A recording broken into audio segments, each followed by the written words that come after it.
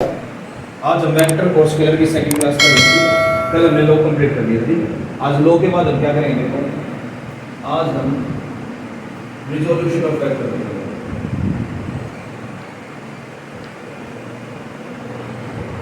Resolution of vectors देखेंगे, ठीक है।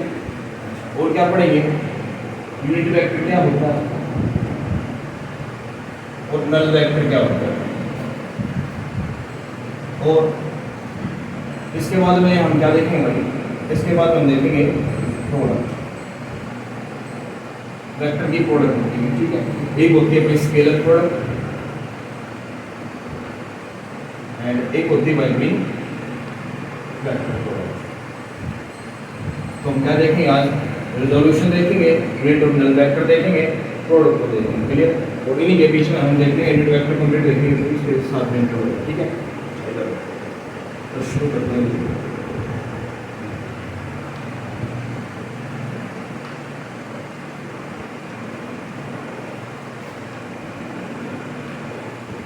पिछली क्लास में हम रिजल्टेंट निकाला था कितना,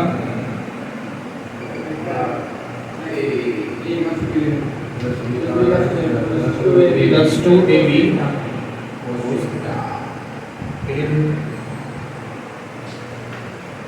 अब ये लगता कहाँ पे है, कैसे यूज करना है, उसके बारे में सीखते, ठीक है। इधर ध्यान दे भाई, मान लेते हैं ब्रिक है, ये ब्रिक क्या है, ईंट है, एक ब्रिक, ठीक है। इसके ऊपर अगर मैं एक सिंपल फोर्स लगाऊं इस डायरेक्शन में, तो किधर मूव करेगी ये, एक्स एक्सिस में। किस मूव करेगी, एक्स एक्सिस, मतलब हॉरिजॉन्टली मूव करेगी, कोई डाउट इसके अंदर। अगर मैं इसको ऊपर उठाऊं, ऊपर की तरफ कैसे मूव करेगी भाई, वर्टिकली मूव करेगी।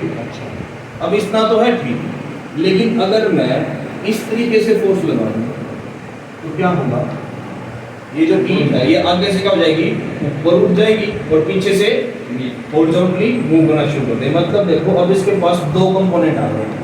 कैसे कंपोनेंट आ गए हैं, दो कंपोनेंट। इस केस में किसका इस्तेमाल करते हैं, रिजल्टेंट। इसका इस्तेमाल करते हैं रिजल्टेंट। रिजल्टेंट से पहले हमें क्या करना होता है, वेक्टर को रिजॉल्व करना होता है। वेक्टर को रिजॉल्व कैसे करें, रिजोल्यूशन का मतलब ही क्या है कि दो कंपोनेंट में उसको डिवाइड करना। एक होता है हॉरिजॉन्टल कंपोनेंट, एक क्या होता है वर्टिकल कंपोनेंट, ठीक है। इनके नाम एक और होते हैं भाई, इनको एक नाम से हो जानते हैं, क्या, रेक्टेंगुलर कंपोनेंट। क्या बोलते हैं, कंपोनेंट्स। रेक्टेंगुलर कंपोनेंट्स क्या होते हैं, आप इसको देखेंगे। मान लेते हैं भाई, इसको साफ कर देते हैं। एक फोर्स F अप्लाई किया इस ब्रिक के ऊपर, और ये ब्रिक क्या होगी, कुछ तो अमाउंट भी आगे से और कुछ क्या करी है, आगे की तरफ मूव करी है, ठीक है। अब देखो इसके पास हम क्या करेंगे, मान लेते हैं भाई ये इस डायरेक्शन में मूव कर रहे हैं, क्लियर है। सपोज किया हमने कि हॉरिजॉन्टली जो अपनी डायरेक्शन है उसके बीच में फोर्स के बीच में एंगल है थीटा। कितना एंगल है, थीटा एंगल, क्लियर है। अब रिजॉल्व का मतलब क्या है कि इस वेक्टर के दो म्यूचुअली परपेंडिकुलर वेक्टर ड्रॉ करना है। क्या मतलब इसका, इस वेक्टर के तो फोर्स क्या अपना एक वेक्टर है, इसकी डायरेक्शन परपेंडिकुलर डायरेक्शन दे दी क्या। अब देखो इसके में क्या करना है, म्यूचुअली परपेंडिकुलर दो वेक्टर लेके आने हैं। म्यूचुअली का मतलब क्या होता है, एक दूसरे के ऊपर, ठीक है। कैसे लेके आएंगे, एक तो वही वेक्टर जो हॉरिजॉन्टली चल रहा है, ठीक है, हॉरिजॉन्टल लाइन होगा। एक हम क्या कर देंगे, वर्टिकल लाइन ड्रॉ कर देंगे। अगर एक वर्टिकल लाइन ड्रॉ कर देंगे, क्लियर है। ये कितना है, F।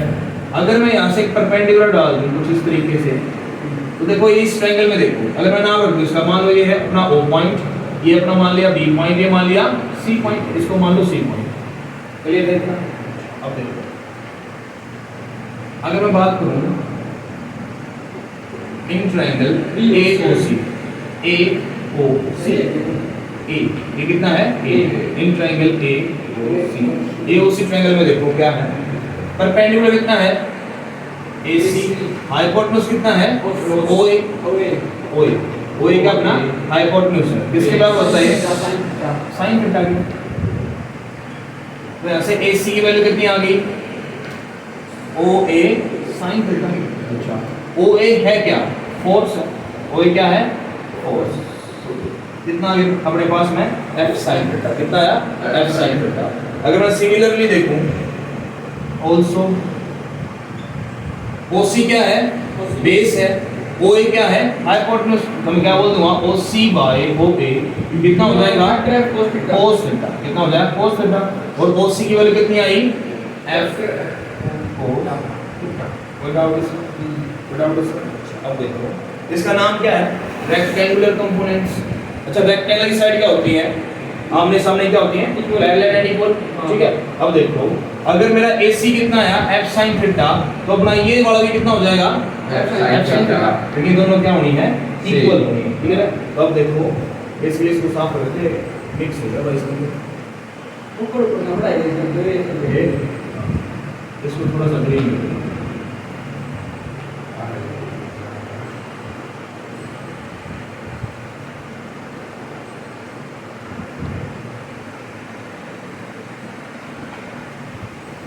ठीक है, ये कितना है अपने पास में, f sin थीटा, और ये अपने पास में कितना आ गया, f cos थीटा।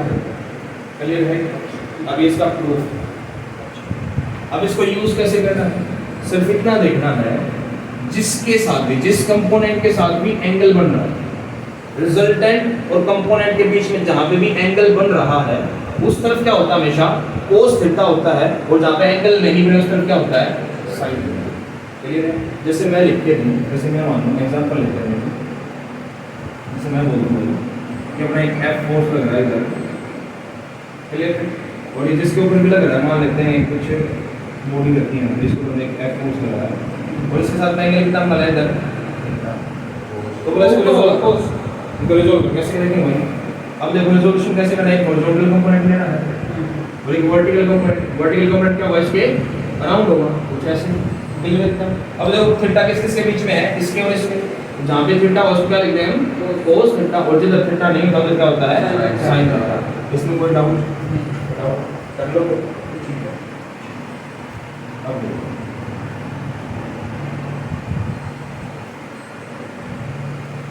ये था भी अपना रिजोल्यूशन, ऐसे ही हम रिजोल्व करते हैं।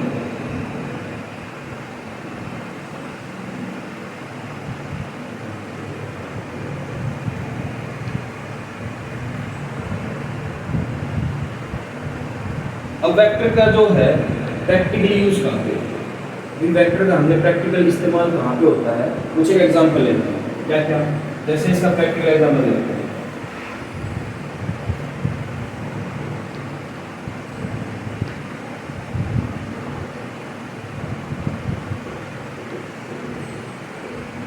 नंबर 1 बर्ड, मान लेते हैं भाई पंछी।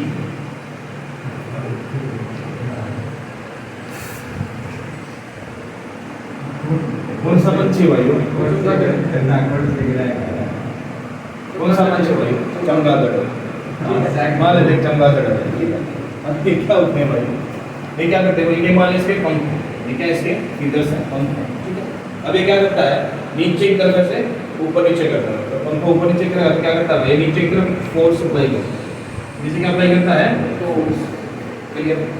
अब देखो क्या होता है इसके साथ में, मान लेते हैं आप इसने फोर्स अप्लाई किया, न्यूटन का थर्ड लॉ याद है, न्यूटन थर्ड लॉ याद है, क्या होता है न्यूटन थर्ड लॉ,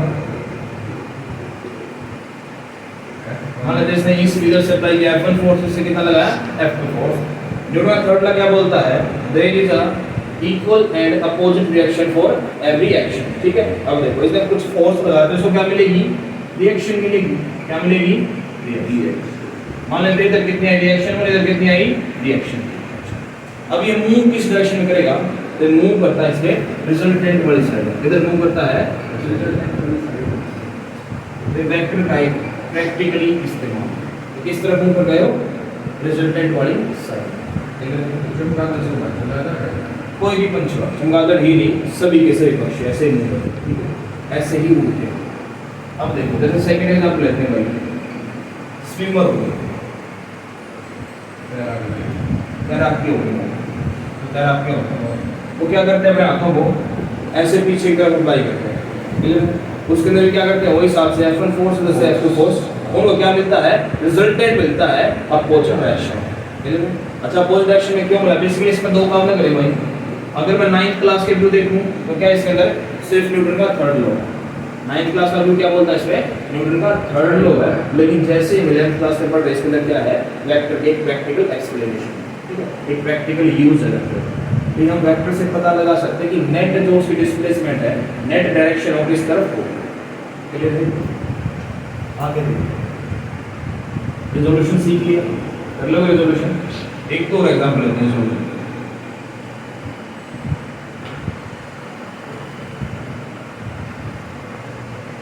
जैसे मान लेते हैं अपनी कोई ब्रिक है और वो किसी स्लोप से फिसल रही है। स्लोप का मतलब क्या होता है, ढलान, ठीक है। जैसे मान लेते हैं भाई एक कुछ ऐसे स्लोप लिया मैंने, आगे फ्रिक्शन में इसको पढ़ेंगे। फ्रिक्शन के अंदर इसका डेरिवेशन आता है, लेकिन यहीं से सीख लो। डेरिवेशन में कुछ नहीं करना, हमने को सिर्फ डायरेक्शन फाइंड करनी होती है यूजिंग वेक्टर, ठीक है। डायरेक्शन यहीं पे बता देता हूँ, आगे फ्रिक्शन में इसका डेरिवेशन करना है, ठीक है। कैसे करते हैं, मान लेते हैं ब्रिक, वो स्लाइड कर रही है। क्या हो रही है, स्लाइड हो रही है, ठीक है। स्लाइडिंग फ्रिक्शन लग रहा है उसको। वो स्लाइडिंग किस डायरेक्शन में, अच्छा ऊपर से कैसे आएगी, नीचे आएगी कि ऊपर जाएगी, नीचे आएगी, सीधी सी बात है। इसका मोशन किधर है, इस डायरेक्शन में। क्लियर है?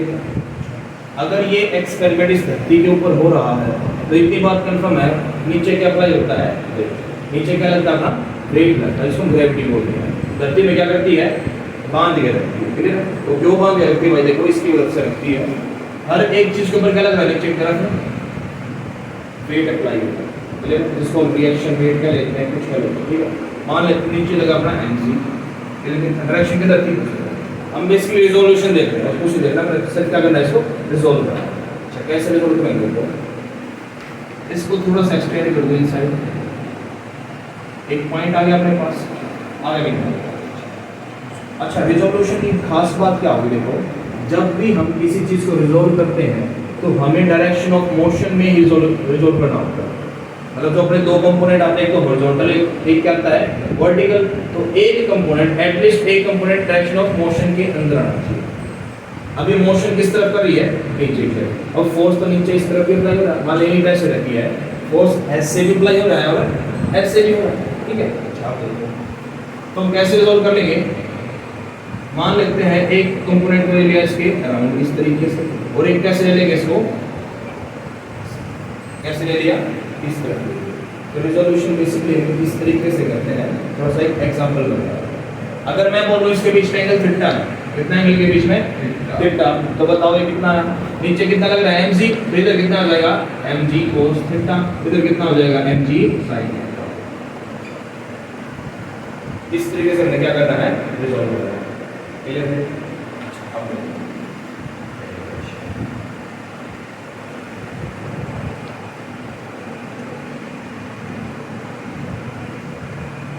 आगे आते हैं अपने unit vector and zero vector. सबसे पहले देखते हैं यूनिट वेक्टर। यूनिट वेक्टर वो वेक्टर है जिसका मैग्नीट्यूड कितना हो, जिसका मैग्नीट्यूड 1 होता है, उसे क्या बोलते हैं, यूनिट वेक्टर बोलते हैं। क्लियर? इसको शो कैसे करते हैं, रिप्रेजेंट कैसे करते हैं, देखो रिप्रेजेंटेशन। जैसे मैं बोलूं ए एक यूनिट वेक्टर, ए क्या है, एक यूनिट वेक्टर है, तो हम क्या करूंगा, इसके ऊपर ऐसे कैप बना दूंगा। क्या बना दूंगा, इसके ऊपर कैप। ये कैप कैप क्या लिखाती है, ये कैप क्या लिखाती है, ये यूनिट वेक्टर। क्लियर? इसका नाम क्या होता है, देखो इसको हम कैप बोल सकते हैं, हैट बोल सकते हैं और कैरेट भी बोल सकते हैं। इसके 3 नाम भाई, कुछ भी यूज कर सकते हो। क्या, एक हैट बोल दो, एक कैरेट बोल दो, एक कैप बोल दो। तो हम क्या बोल देंगे इसको, एक है। क्या बोल देंगे इसको, एक है। अच्छा इसका कंफर्म बात क्या, देखो इसका मैग्नीट्यूड कितना होगा, हमेशा इसका मैग्नीट्यूड कितना होगा, क्लियर है?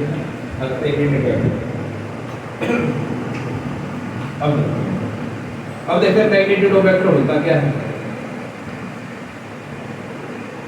मैग्नीट्यूड ऑफ वेक्टर्स,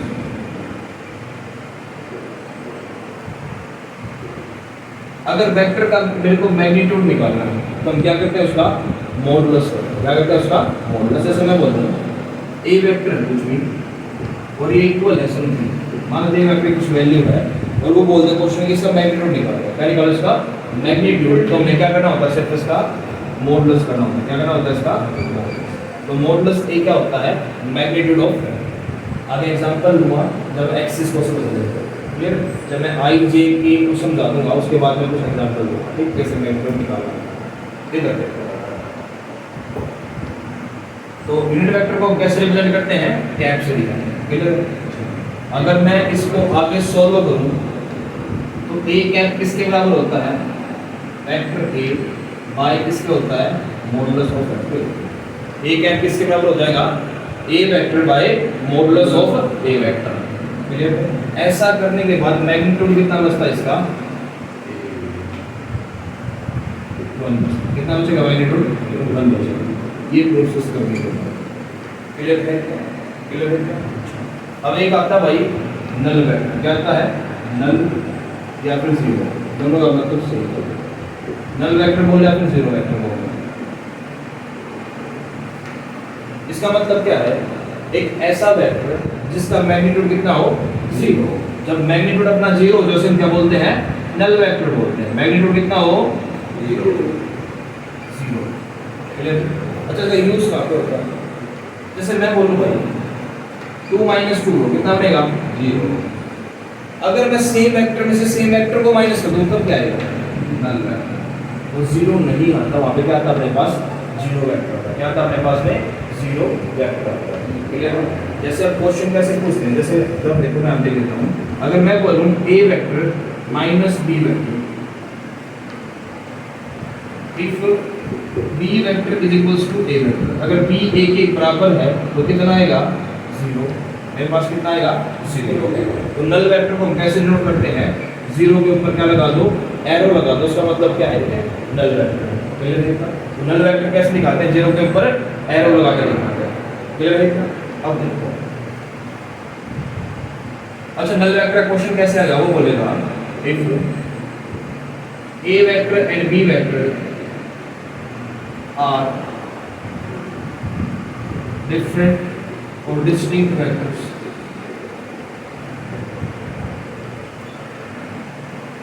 if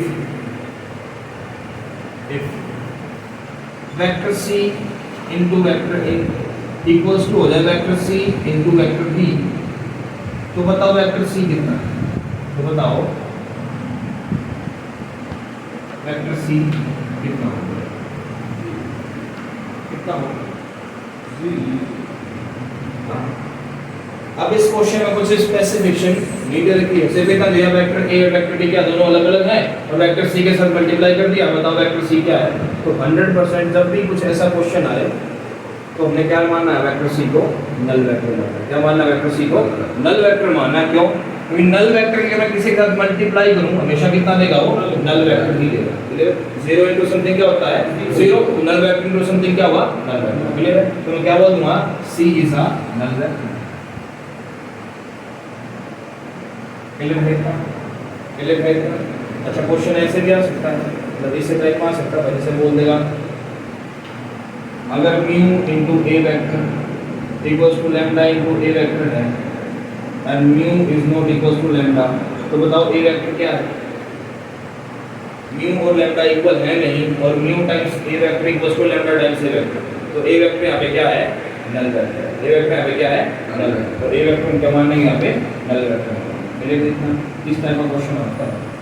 अच्छा नल वेक्टर की क्या प्रॉपर्टी होती है, नल वेक्टर की प्रॉपर्टी क्या होती है, property of null vector zero लिख रहा है भाई, अरे ए मान लिया, ए क्या माना मैंने, नल मान लिया, नल इनटू समथिंग, तो ये ऊपर इक्वल तो होना है m is not equal to lambda, mu is not equal to lambda, ये दोनों इक्वल नहीं है ना, लेकिन इक्वल कैसे हो सकते हैं, अगर ये दोनों इक्वल है, मतलब क्या है, ये कितना होगा, इक्वल आ तो कहीं क्योंकि नल जैसे इसका मतलब देखो बड़ा ऐसा है, जैसे मैं बोलूं x into a बराबर है x into b और a not equals to b, तो अब बताओ x कितना है, x कितना है, 0 है, x यहाँ पे कितना है, 0, क्यों x कितना हो जाएगा, 0, मैं बोलूंगा 0 into a equals to कितना हो जाएगा, 0 into b, 0 equals to कितना आना है, क्लियर देखना, क्लियर देखना।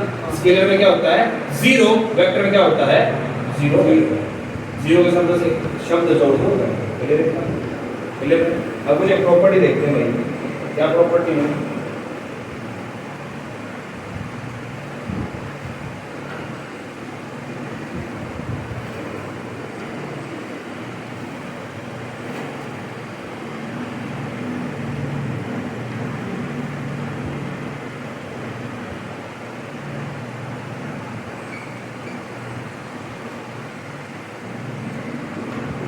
प्रॉपर्टीज ऑफ नल वेक्टर क्या क्या होती है देखो। सबसे पहली null vector commutative law follow करते हैं, कॉम्यूटेटिव लॉ को फॉलो करते हैं। अच्छा कॉम्यूटेटिव लॉ क्या होता है भाई? कॉम्यूटेटिव लॉ क्या होता है देखो, अगर मैं बोल रहा हूं अगर a into B equals to हो जाए b into a into B किससे इक्वल हो जाए b इंटू a के, तुम क्या बोलते हो उसे? कॉम्यूटेटिव लॉ सेटिस्फाई होगा। वहां पे क्या बोलते हैं? कॉम्यूटेटिव लॉ क्या होगा वहां पे? सेटिस्फाई। तो कॉम्यूटेटिव लॉ इसमें कैसे फॉलो होगा देखो, अगर मैं बोलूं 0 इंटू a क्या मेरा इक्वल्स टू होगा a इंटू 0 के, क्या दोनों बात इक्वल होंगी? बिल्कुल होंगी। तो क्या होगा अपने पास में कॉम्यूटेटिव लॉ को फॉलो करता है। क्लियर है? एक क्या आता है भाई, एक क्या बोलता है? डिस्ट्रीब्यूटिव लॉ भी होता है, डिस्ट्रीब्यूटिव को फॉलो करता है। डिस्ट्रीब्यूटिव लॉ कैसे, अगर मैं बोलूं null vector into vector a plus vector b है तो ये किसके इक्वल होगा? नल वेक्टर इनटू में a वेक्टर प्लस में null vector into b vector, ये दोनों बात क्या होंगी? सेम होंगी।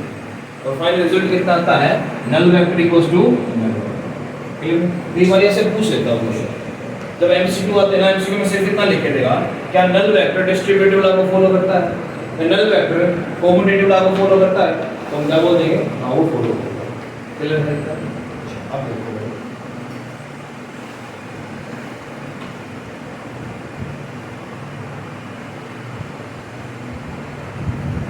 अब हम पढ़ते हैं ऑर्थोगोनल ट्रायड। क्या पढ़ते हैं? Orthogonal triad. ऑर्थोगोनल ट्रायड देखो क्या होता है, ये बेसिकली अपने यूनिट वेक्टर का एक समूह ग्रुप कैसे क्रिएट होता है देखो। अगर मैं बोलूं ये मेरे पास क्या है? एक प्लेन है। कैसा प्लेन है? 2D plane. क्लियर है? अच्छा अगर मैं एक और एक्सिस ले लूं तो ये कैसा प्लेन होगा? देखो ये अपने पास क्या है? 3D प्लेन है। क्या है? 3D plane. मान लेते हैं एक्सिस है x एक्सिस, ये क्या है? y, और ये क्या है? अच्छा तीनों एक्सिस क्या होते हैं? एक दूसरे के म्यूचुअली परपेंडिकुलर होते हैं, मतलब x और y भी क्या कितना एंगल बनाते हैं? 90, और x z 90, y z भी कितना बनाते हैं? 90 डिग्री का एंगल बनाते हैं। अब मेन बात क्या आती है भाई, अगर मैं x एक्सिस के ऊपर यूनिट वेक्टर लिखूं, मतलब एक ऐसा वेक्टर जो x एक्सिस को रिप्रेजेंट करता है, जो हॉरिजॉन्टल डायरेक्शन को रिप्रेजेंट करता है, वो क्या होता है अपना? i cap. कैसे लिखते हैं उसको हम? i कैप से लिखते हैं। किससे लिखते हैं? i cap. मतलब इस डायरेक्शन में कौन सा वेक्टर होता है अपना? i cap. अच्छा कैप लगी कैसा है? यूनिट वेक्टर है। कैसा वेक्टर है? Unit vector. क्लियर? अच्छा y एक्सिस पे कौन सा होता है? j cap. क्या होता है? j cap. z एक्सिस पे कौन सा होता है? k cap. क्या होता है? k cap. तो i j k ये तीनों क्या अपने ऑर्थोगोनल ट्रायड, तीनों क्या है? Orthogonal triad. अच्छा ऑर्थोगोनल का मतलब सुन लो देखो, ऑर्थोगोनल उसे बोलते हैं जिनके बीच में एंगल 90 डिग्री बने। जैसे मैं बोलूं मेरे पास दो line A B and B C, और ये दोनों लाइन कैसी है? ऑर्थोगोनल। तो इसका मतलब क्या है कि बी जो पॉइंट हुआ ऐसे है, ऊपर की ओर ए है, इस तरफ क्या है? सी। और दोनों बीच में एंगल कितना बन रहा है? क्लियर है? तो ऑर्थोगोनल ट्रायड का मतलब क्या भाई? ऐसे तीन यूनिट वेक्टर जो एक दूसरे क्या होते हैं? म्यूचुअली परपेंडिकुलर होते हैं। क्लियर हुआ इतना? कोई डाउट? अब देखो भाई, अब क्वेश्चन करते हैं। क्वेश्चन कैसे है इस? अब देखो अच्छा मान लो यहाँ पे कोई पॉइंट है, लिखो पॉइंट का नाम आई कैप, ये कैप, ये। हाँ बिल्कुल। अगर x एक्सिस में कोई भी पॉइंट रखा है उसको i से रिप्रेजेंट करेंगे, y में रखा तो किससे रिप्रेजेंट करना है? j से। z में रखा तो किससे रिप्रेजेंट करेंगे? अच्छा क्यों जरूरी? देखो अगर मैं x y z बोलूं तो ये सिंपल स्केलर क्वांटिटी, ये क्या है? स्केलर है। जैसे मैं बोलूं भाई मेरा पॉइंट है x y z, तो क्या है? एक स्केलर कोऑर्डिनेट है, ठीक है। अगर मैं इसी कोऑर्डिनेट को वेक्टर में कन्वर्ट कर दूं तो क्या लगाना पड़ेगा मेरे को, बस i j k लगाना है। हम क्या बोलूंगा, ऐसे बोल दूंगा मैं, ये कोऑर्डिनेट क्या बना, x i cap y j cap और z k। अब ये क्या बन गया अपने पास में, वेक्टर बन गया। क्या बन गया ये, वेक्टर। अच्छा अब बताओ, अगर एक कोऑर्डिनेट मैंने वेक्टर बना दिया, इसका मतलब क्या है, वो एक पोजीशन वेक्टर। क्या है वो, पोजीशन। मैंने बताया था पोजीशन वेक्टर क्या होते हैं। अगर मैं किसी भी प्लेन के अंदर कोई भी कोऑर्डिनेट लूं, उसको ओरिजिन से रिप्रेजेंट करूं, ओरिजिन के रिस्पेक्ट में बता दूं कि उस डायरेक्शन में, तो क्या बोलते हैं उसे, पोजीशन वेक्टर। जैसे मैं कहूं ओरिजिन से किस तरफ है ये, इस तरफ, तो क्या बनेगा अपने पास में, पोजीशन वेक्टर बनेगा। और पोजीशन वेक्टर को लिखते कैसे हैं, ऐसे। क्लियर है इतना? या फिर मैं बोल सकता हूं O is an position vector. वो क्या अपना एक पोजीशन वेक्टर। क्लियर है इतना? अब देखो क्वेश्चन कैसे आएगा।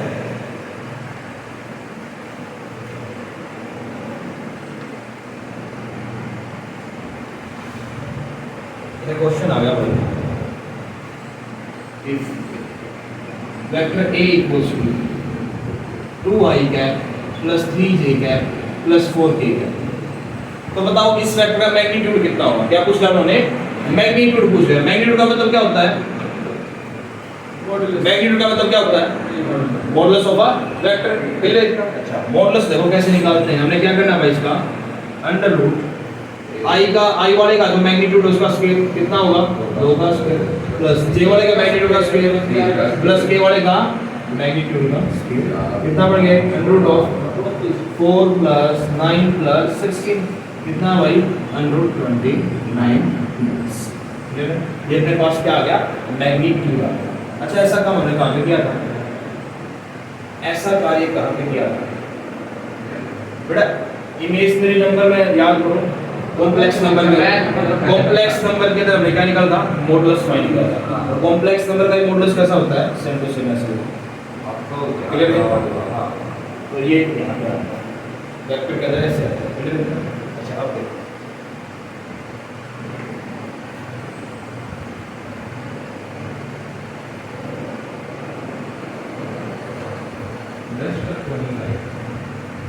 आगे हम प्रोडक्ट देखते हैं, इस पर अच्छे साफ है।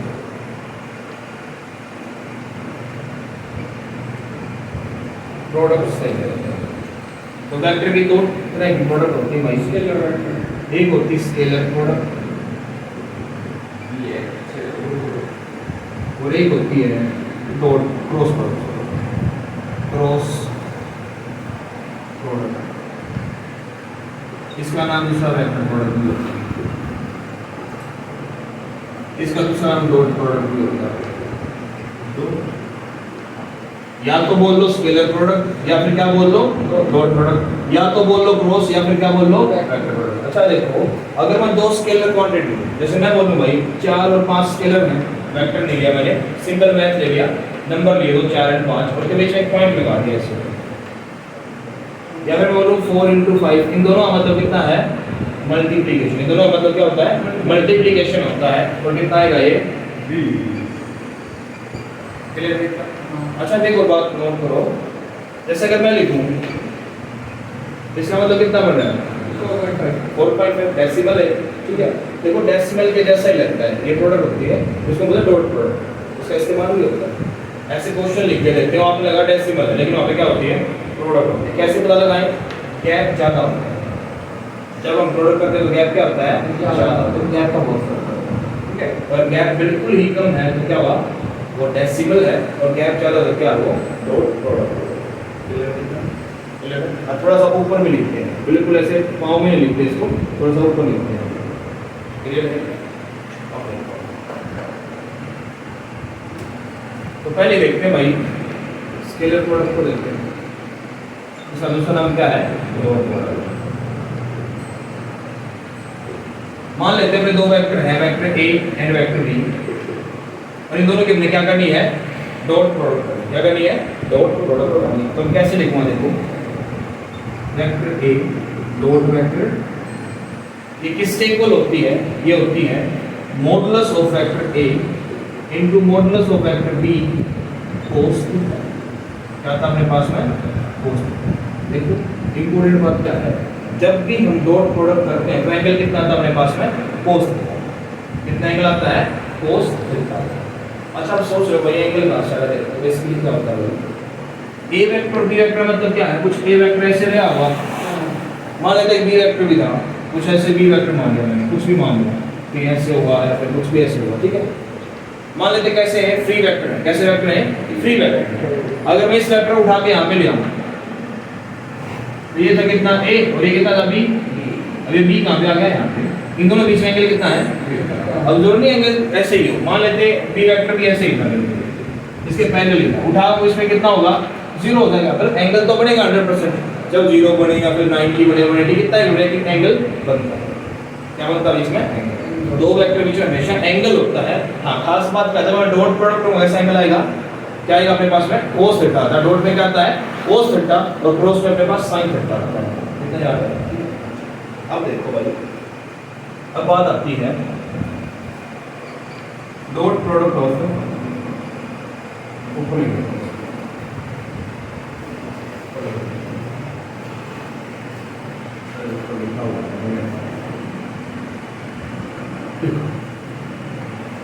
अब बात आती है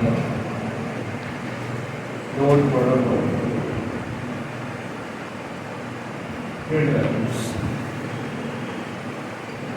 एक यूनिट वेक्टर की डॉट प्रोडक्ट कैसे होती है। अगर मैं बोलूं i डॉट j, क्या बोला मैंने, i डॉट j, ये कितना होगा हमेशा, देखो इधर देखो, मैंने बताया था i किसे रिप्रेजेंट करता है भाई, x को, j किसे रिप्रेजेंट करता है, y को। x एक्सिस के बीच में और y एक्सिस के बीच में कितना एंगल होता है, 90 का, और cos 90 कितना होता है, cos 90 कितना होता है, 0 होता है, कितना होता है, 0। तो i डॉट j कितना हो जाएगा, कितना हो जाएगा, 0। क्यों 0 होगा, क्योंकि बीच में एंगल कितना है, 90 डिग्री है। कितना एंगल है, 90 डिग्री है, क्लियर इतना। अच्छा अगर मैं बोलूं j डॉट k, क्या बोला मैंने, j dot k, y axis और z एक्सिस के बीच में एंगल कितना था, 90 था, सभी क्या थे, म्यूचुअली परपेंडिकुलर थे। अब भी कितना हो जाएगा, cos 90 0, ये भी कितना आएगा, 0 आएगा। अच्छा अगर मैं बोलूं z एक्सिस और x एक्सिस के बीच में कितना एंगल है, तो 90 ही था, तो कितना हो जाएगा यहाँ पे भी k डॉट i भी कितना हो जाएगा, 0। क्लियर है कितना, क्लियर। अगर मैं सेम मैं बोलूं i डॉट i, तो कितना आएगा भाई, देखो i वेक्टर कितना है, देखो मैंने बोला a डॉट b कितना होता है, वेक्टर a का मैग्नीट्यूड इनटू वेक्टर b का मैग्नीट्यूड और cos थीटा। अच्छा इसका मैग्नीट्यूड कितना होगा, 1। यूनिट वेक्टर मैग्नीट्यूड कितना होता है, 1 होता है हमेशा। ये भी यूनिट वेक्टर है, इसका मैग्नीट्यूड भी 1 इनटू, अच्छा अगर मैं बोलूं ये x है, अगर x के ऊपर मैं x ले तो एंगल कितना बनता है, हमेशा 0 डिग्री। लाइन के ऊपर अगर मैं एक लाइन लूं तो एंगल कितना बनाएगी, हमेशा 0 डिग्री। तो मतलब इसके बीच में एंगल कितना है, 0, और cos 0 कितना होता है, 1 होता है, कितना होता है, 1। तो 1 इनटू 1 इनटू 1 कितना आ गया, तो same to same j dot j कितना हो जाएगा, 1, और k डॉट k भी कितना हो जाएगा, बड़ा ही। क्वेश्चन करते हैं भाई अभी,